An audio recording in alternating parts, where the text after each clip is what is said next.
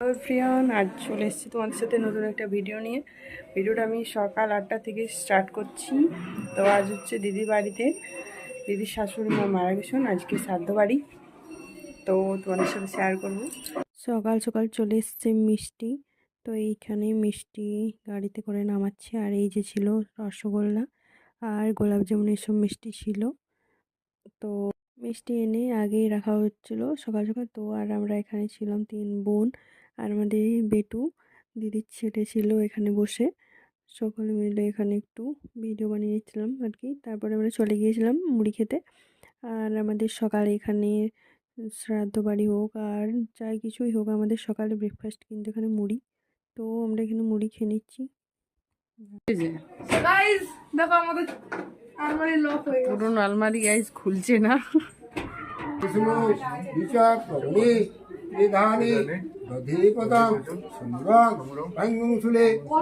মোটামুটি জামাইবাবু শ্রাদ্ধের কাজ শেষ, আর আমরা এদিকে চলে গেছি খাবার ভাত খেতে।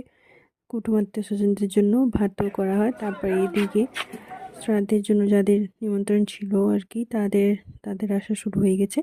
আর এই যে এখানে একদিকে গরম গরম কচুরি ভাজা চলছিল, আর একদিকে পরিবেশন করাও হচ্ছিল।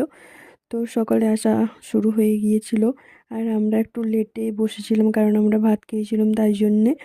তো হয়েছে আমার রেখা দিদির বাড়ির পেয়ারা। আমরা এখন পেয়ারা খাচ্ছি সবাই।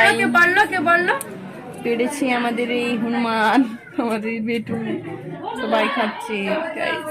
এবার আমরা খেতে চলে গিয়েছি, আর এখানে ছিল কচুরি, মিক্স ভেজ পনির, ডাল মাখনা, আর রসগোল্লা ছিল, গোলাপ জামুন ছিল, চাটনি, পাপড়ি, আর যেটা আমার ভোজের মধ্যে, এই ভোজের মধ্যে আমাদের ভীষণই ফেভারিট মিষ্টি দই। তো আমরা ধরে নিয়েছিলাম। এখানে যে দিদিভাইটা দূরে খাচ্ছিল তার ভিডিও বানিয়েছিলাম এই কারণ এই দিদিভাইয়ের সাথে আমাদের একটি দিদির পুরো মুখের মিল আছে। যাই হোক, রাত্রেবেলা আবার দই নিয়ে বসে পড়েছি। আর আজকের মতন ভিডিওটা এই অবধি, টাটা।